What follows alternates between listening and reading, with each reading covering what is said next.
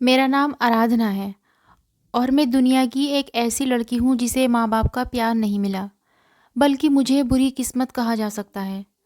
क्योंकि ऐसा इंसान जिसके पास सब कुछ हो और फिर अचानक से एक झटके में सब कुछ छिन जाए। मुझे भी माँ-बाप का प्यार और एक अच्छा घर देकर मुझसे छीन लिया गया। यूँ कहने को तो मैं अपने माँ-बाप की इकलौती बेटी थी, लेकिन बहुत बुरी किस्मत की थी। मेरी किस्मत कभी अच्छी हुआ करती थी, लेकिन बहुत कम समय के लिए हुआ करती थी। जब तक मेरे माँ-बाप ज़िंदा थे, तब तक मैं दुनिया की सबसे खुशकिस्मत लड़की समझी जाती थी। क्योंकि अपने माँ-बाप की इकलौती बेटी थी, इसलिए उनका सारा प्यार मुझ पर ही था। मेरे पापा के एक भाई यानी मेरे एक चाचा भी थे, जिनका नाम राजन था। मेरे पापा और राजन चाचा की आपस में कुछ ख़ास बनती नहीं थी, इसलिए किसी त्योहार पर ही राजन चाचा और उनकी फैमिली से हम मिलते थे। मेरे पापा एक सरकारी स्कूल में काम करते थे और मेरी माँ एक हाउसवाइफ थी। हम 3 लोग थे और हमारा गुज़ारा बहुत अच्छा हो जाता था, जबकि हमारे मुकाबले में मेरे चाचा बहुत अमीर कबीर आदमी थे। वो पापा से ज़्यादा पढ़े लिखे थे, बल्कि पापा ने ही अपना पेट काट-काट कर उन्हें पढ़ाया था। और फिर राजन चाचा ने शॉर्टकट से अमीर होने के लिए अपनी करोड़पति क्लास फ़ेलो से शादी कर ली और वो अमीर हो गए। अमीर होते ही उन्होंने अपना असली रंग दिखाना शुरू कर दिया और मेरे पापा से हर तरह का रिश्ता ख़त्म कर दिया। मेरे पापा ने भी फिर पलटकर कभी चाचा को नहीं देखा, लेकिन मेरी माँ को बहुत दुख होता था कि खून के रिश्ते जुदा ना हो जाएं। इसलिए हमारे बीच जो थोड़ा बहुत रिश्ता बचा था, वो मेरी माँ और मेरी चाची यानी कि राजन चाचा की पत्नी की वजह से था। राजन चाचा की पत्नी अनीता चाची बहुत अमीर थी, लेकिन साथ ही बहुत अच्छी भी थी। उनके अंदर कभी भी दौलत का गुरूर नहीं पाया गया और यही वजह थी कि वो मुझे काफ़ी पसंद थी।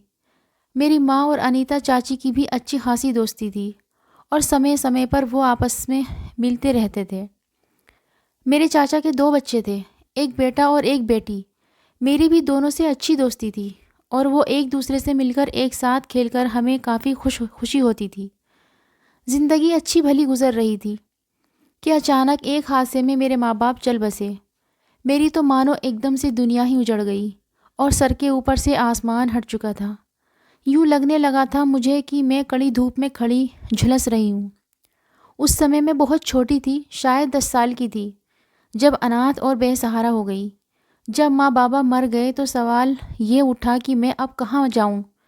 मेरी माँ ने अपने माँ बाप की नापसंद की शादी की थी, इसलिए मेरा ननिहाल भी मुझे अपनाने को तैयार नहीं था और राजन चाचा के अलावा मेरा कोई भी करीबी रिश्तेदार नहीं था। फिर चाची ने मुझे अपने साथ ले जाने को कहा, लेकिन चाचा मुझे अपने साथ नहीं ले जाना चाहते थे। राजन चाचा चाहते थे कि मुझे किसी अनाथ आश्रम में डाल दिया जाए। वो अपने घर को अनाथ आश्रम नहीं बनाना चाहते थे, लेकिन अनीता चाची ने ज़िद पकड़ ली थी कि मुझे अपने साथ लेकर जाएगी और चाचा को उनके आगे हार माननी पड़ी। और यूं मैं एक अनाथ और बेसहारा लड़की अपने चाचा के कंधों पर बोझ बनकर उनके घर आ गई। चाची मेरे साथ बहुत अच्छे से रहती थी, लेकिन चाचा हर वक्त मुझसे चिढ़ते रहते थे। मैंने सिर्फ उनके मुंह से अपने लिए गालियाँ ही निकलते देखी थी। मैं अपने माँ बाप की लाडली और शरारती बेटी थी, एकदम से चुपचाप हो गई। मुझे कहाँ आदत थी ऐसी बातें सुनने की। मेरे पापा ने तो मुझे शहजादियों की तरह पाला था, कभी फूलों की छड़ी से भी मुझे नहीं छुआ था और माँ बाप के बाद मैं जैसे नरक में जा रही थी। अनीता चाची मेरा बहुत ही ख्याल रखती हर मुमकिन कोशिश करती थी और राजन चाचा को भी समझाती रहती थी, लेकिन वो नहीं समझते थे। मेरे बाबा ने कैसे अपने बच्चों की तरह चाचा को पाला और पहले चाचा का घर बसाकर फिर अपने बारे में सोचा, लेकिन राजन चाचा ना तो अपने मरे हुए भाई को याद करते थे और ना ही अपनी अनाथ भतीजी का ख्याल रख रहे थे। उनका दीन धर्म सब कुछ पैसा हो चुका था और वो पैसे के लिए सब कुछ भूल जाने को तैयार थे। अनीता चाची बहुत अच्छी औरत थी और उनको राजन चाचा जैसे इंसान से मोहब्बत हो गई। यह उनकी बुरी किस्मत थी और अब वो अपनी इस बुरी किस्मत के साथ ही रह रही थी। चाचा को अपने काम के बाद जिन 2 लोगों से सबसे ज़्यादा प्यार था, वो था उनका बेटा और बेटी। राजन चाचा के बेटे का नाम जय था। वो मुझसे 1 साल बड़ा था, इसलिए हम दोनों की शुरू से बहुत अच्छी दोस्ती थी। माँ बाबा के मरने के बाद जब मैं उनके घर आई तो सबसे ज़्यादा जय ही मेरा ख्याल रखता था। चाची ने उसके ही स्कूल में मुझे एडमिशन दिलाया था। उस पर चाचा ने खूब हंगामा किया था कि इस अनाथ लड़की को इतने महंगे स्कूल में डालने की क्या ज़रूरत है। राजन चाचा की दूसरी औलाद उनकी लाडली बेटी पूजा थी, जो राजन चाचा की कार्बन कॉपी थी। वही गुस्सा और सबसे चिढ़ती रहती थी। शुरू शुरू में उसकी मेरे साथ खूब बनती थी, लेकिन फिर वो बड़ी होने लगी और राजन चाचा से उसकी ज़्यादा बनने लगी। मैं और राजन चाचा को पसंद नहीं थी, तो उनकी लाडली और नखरीली बेटी कैसे मुझे पसंद कर सकती है। अपने बाप की तरह वो भी मुझसे हर वक्त बेवजह की दुश्मनी निभाती थी। राजन हाउस 2 टीमें बना चुका था, जिसमें पहली टीम राजन चाचा और पूजा की थी, जिनको मैं बिल्कुल भी पसंद नहीं थी, और दूसरी टीम अनीता चाची और जय की थी। वो दोनों ही मुझसे मोहब्बत करते थे और मेरा बहुत ख्याल रखते थे। मैं जैसे जैसे बड़ी हो रही थी तो चाची मुझे समझाती थी कि मैं राजन की बातों को दिल पर ना लिया करूं, और मुझे भी धीरे धीरे चाचा की रूठी बातों की आदत हो गई। और फिर उनकी बातों पर ना ही मैं अपना दिल जलाती और ना ही सारी सारी रात बैठकर आंसू बहाया करती थी। मैं अपनी ज़िंदगी में आगे बढ़ रही थी और अपना सारा ध्यान सिर्फ़ और सिर्फ अपनी पढ़ाई पर लगा रही थी, ताकि राजन चाचा को अपने पैरों पर खड़ी होकर दिखा सकूं। उनको बता सकूं कि उनकी भी बात और तानों ने मेरी सेहत पर ज़रा भी असर नहीं डाला, और मैं दिन रात मेहनत करती रहती। जब सारा ज़माना मेरा होगा, जब सब कुछ मेरे हाथ में होगा, मैं अपनी माँ की सिखाई गई सही बातों को भूलकर राजन चाचा को नीचा दिखाना चाहती थी। मैं कामयाब होकर उनका दिल जलाना चाहती थी। इंसान सोचता तो बहुत कुछ है, लेकिन फिर होता ऐसा कुछ है जो उसने सपनों में भी नहीं सोचा। इंसान की सोच में कुछ और होता है और किस्मत में कुछ और फिर मेरी ज़िंदगी में ऐसे ट्विस्ट आए कि मेरे सारे सपने बिखर कर रह गए। मेरे सारे ख्याल अधूरे रह गए और मुझे लगने लगा था कि मैं एक बार फिर से इस दुनिया में अकेली हो गई। मैंने जो कुछ सोच रखा था वो तो मेरे हो नहीं रहा था, उसका सब उल्टा हो रहा था। मेरा दिमाग ही उलट कर रह गया। मेरी बहुत ही बुरी किस्मत थी। माँ के बाद अनीता चाची मुझे अपनी माँ लगती थी। माँ के बाद जिसने मुझे माँ का प्यार दिया वो अनीता चाची ही थी। और मेरे साथ यही हो रहा था कि जो इंसान मुझे अच्छा लगता था, मेरे दिल के करीब होता, तो वो मुझसे दूर हो जाया करता। हर वो इंसान जो मेरी ज़िंदगी में कीमती था वो मुझसे खो गया था। मेरे अपने मुझे छोड़कर चले जाते। मेरी माँ जैसी अनीता चाची भी मुझे छोड़कर चली गई। उनकी तबीयत अचानक से ख़राब हुई और फिर अचानक ही उनके गुर्दे ख़राब हो गए, और इससे पहले कि उनका सही से इलाज होता वो इस दुनिया से ही चली गई। ये सब कुछ इतनी जल्दी में हुआ कि हम लोग कुछ समझ ही नहीं पाए। हमें यकीन ही नहीं हो रहा कि वो इस दुनिया में से जा चुकी है। कुछ दिन पहले तक वो बिल्कुल ठीक थी और फिर अचानक वो हमें रोता छोड़कर चली गई। अनीता चाची राजन हाउस की नींव थी।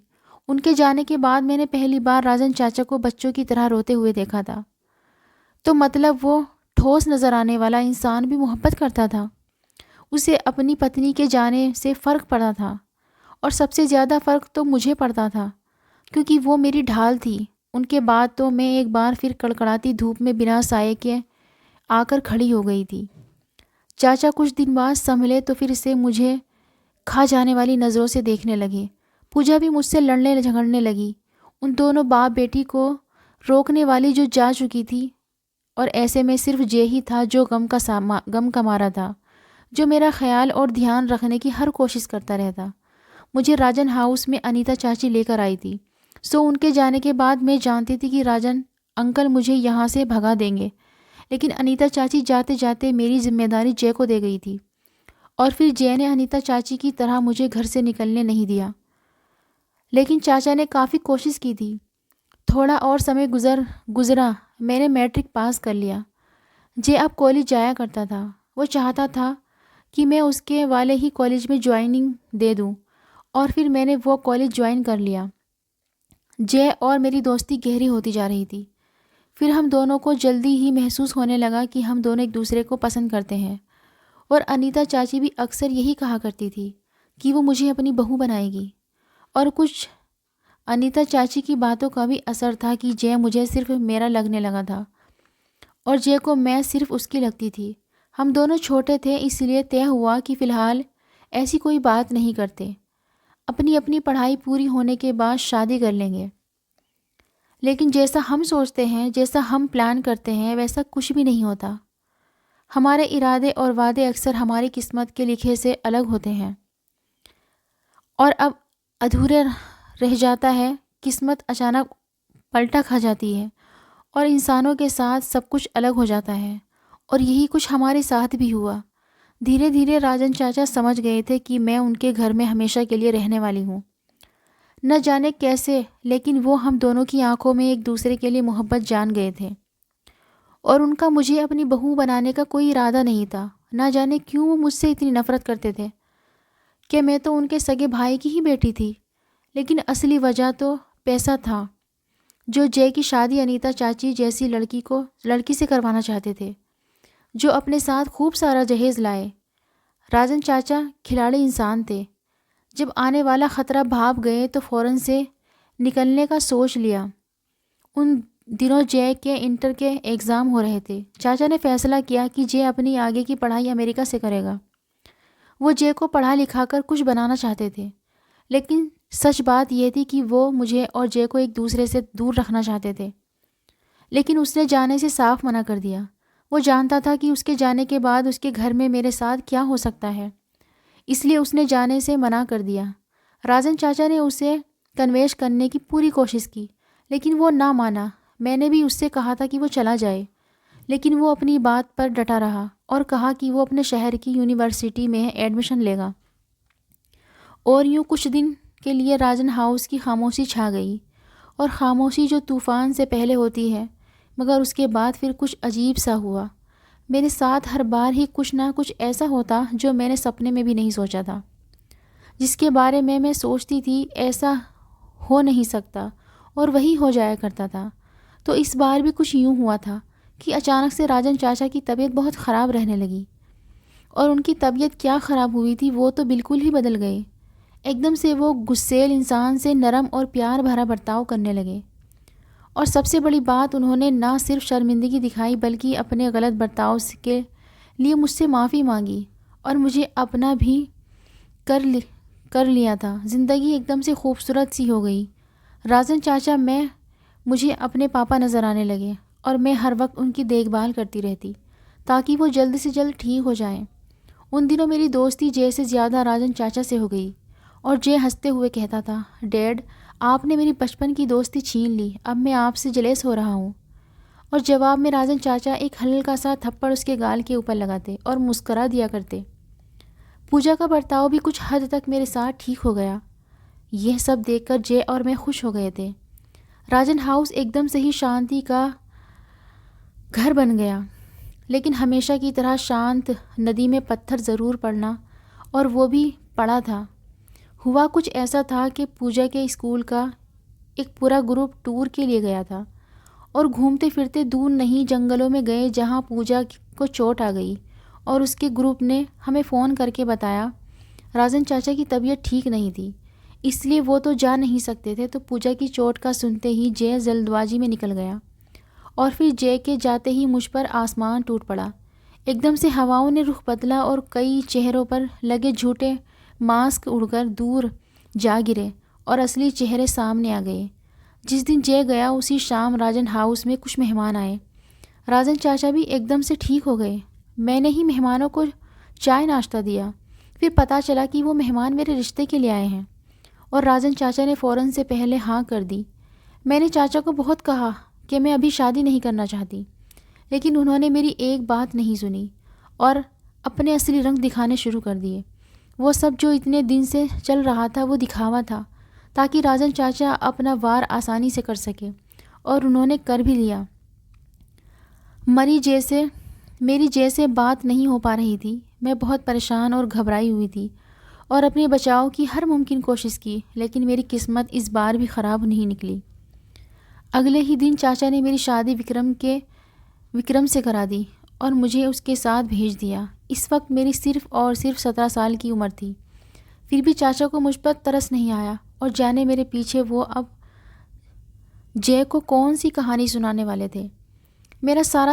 मेरा सारा ससुराल दूसरे शहर में रहता था, सो मुझे अपना शहर छोड़कर उनके साथ जाना पड़ा।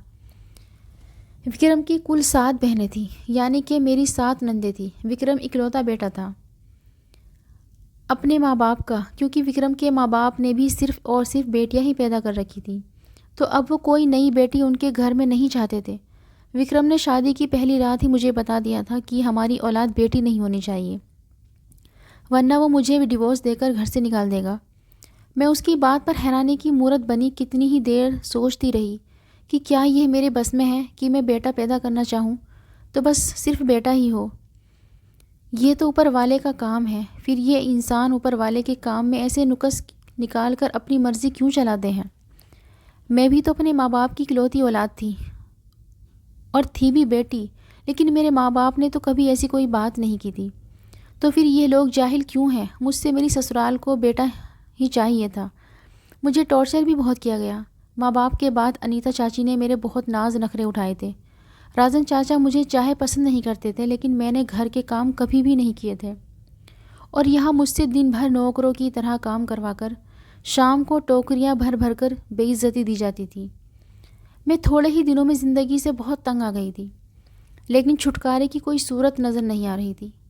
इस घर में सिर्फ मुझे ही नहीं, मेरी नंदों को भी बहुत टॉर्चर किया जाता, क्योंकि वहाँ जाहिल इंसान थे। हमारा औरत पैदा होना हमारी गलती समझी जाती थी और एक पैर की जूती से ज़्यादा इस घर में औरत की कोई इज्जत नहीं थी। और एक दिन मैं प्रेग्नेंट हो गई।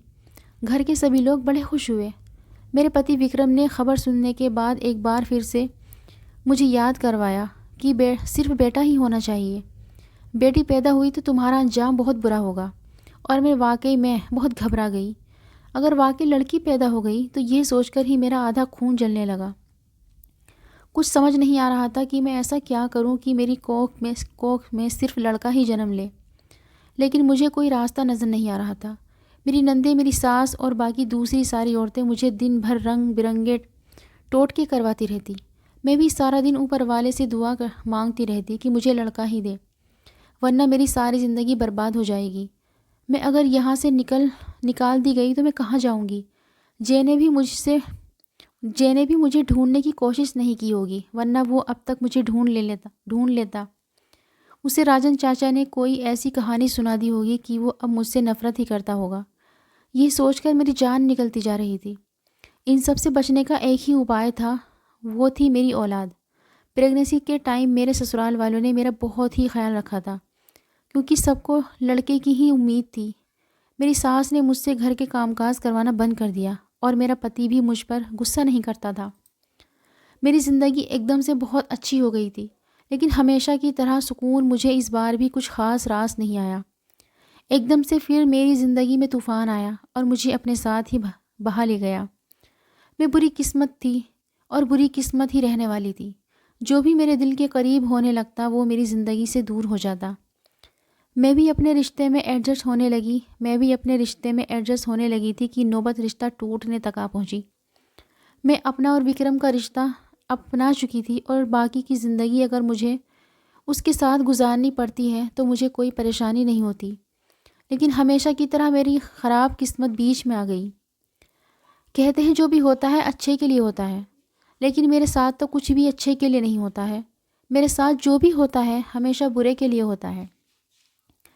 मेरी प्रेगनेंसी को 3 महीने हो गए। ये 3 महीने मेरे पति ने दिन गिन कर निकाले थे, ताकि अल्ट्रासाउंड करवा के वो जान सके कि उसको बेटा होगा या बेटी। विक्रम और उसके सब घर वालों को यकीन था कि उसको लड़का ही होगा, लेकिन फिर सबकी उम्मीदों के चांद को ग्रहण लग चुका था, क्योंकि मेरी ही किस्मत में ग्रहण था। अल्ट्रासाउंड हुआ तो उससे साफ साफ बता दिया कि नया आने वाला मेहमान लड़का नहीं लड़की है। और ये खबर आने की देर थी कि घर में तूफ़ान आ गया। मेरे सर पर तो जैसे सातों आसमान गिर पड़े, क्योंकि मुझे पहले ही वार्न किया जा चुका था कि बेटी नहीं होनी चाहिए, और अब ऊपर वाले की मर्ज़ी बेटे की जगह बेटी देने की थी।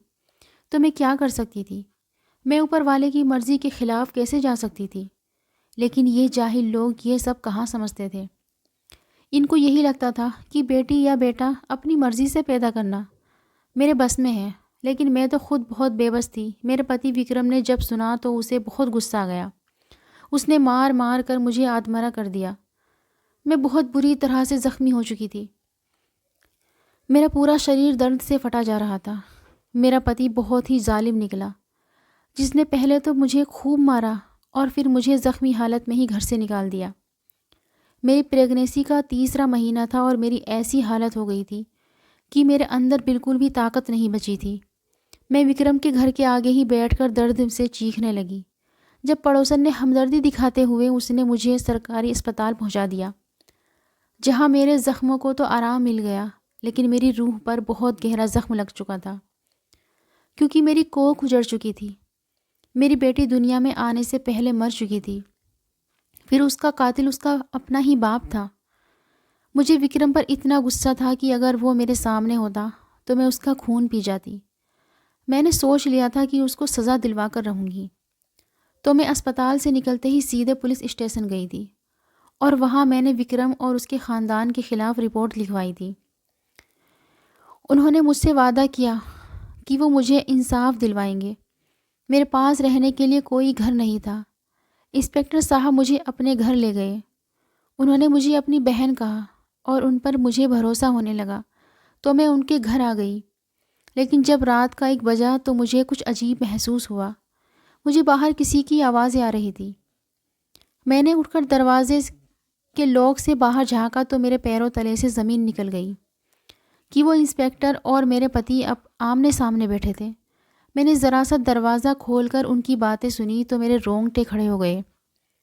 वो मेरे पति से कह रहा था कि तुम्हारी पत्नी के पास बहुत सारे सबूत हैं जो तुम्हें फंसा सकते हैं, और ऐसे में मैं ही तुम्हें बचा सकता हूँ। उसके लिए मोटी रकम लगेगी। विक्रम ने यह सब सुनकर एक भारी बैग उसके आगे फेंका और कहा, रकम मोटी है, लेकिन मुझे बदले में मेरी पत्नी भी चाहिए। उन दोनों की बातें सुनकर मैं बहुत ज़्यादा डर गई थी और फ़ौरन से अपनी चादर संभाल कर खिड़की के रास्ते छुप छुपा कर बड़ी मुश्किल से घर से बाहर निकली थी।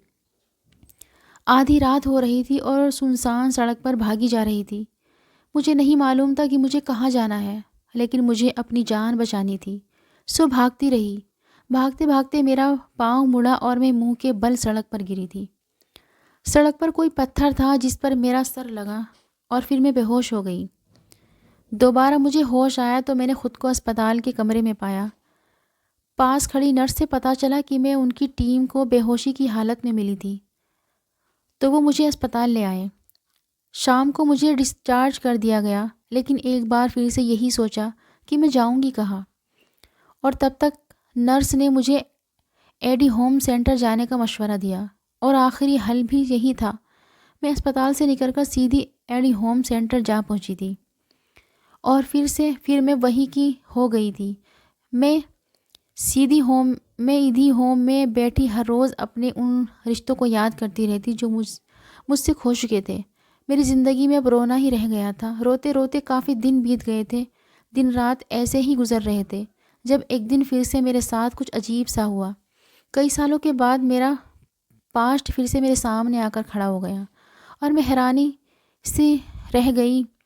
हुआ कुछ यूँ कि एडी होम को फंड देने के लिए एक बड़ा बिजनेसमैन आ रहा था और उसके लिए एक फंक्शन ऑर्गेनाइज़ किया गया। सब तैयारी में लगे हुए थे और फिर जिस दिन वो बिजनेसमैन आया तो उसे देखकर मेरे पाँव तले से ज़मीन निकल गई। वो बिजनेसमैन जय था और मुझे देखकर वो भी शॉक हो गया था।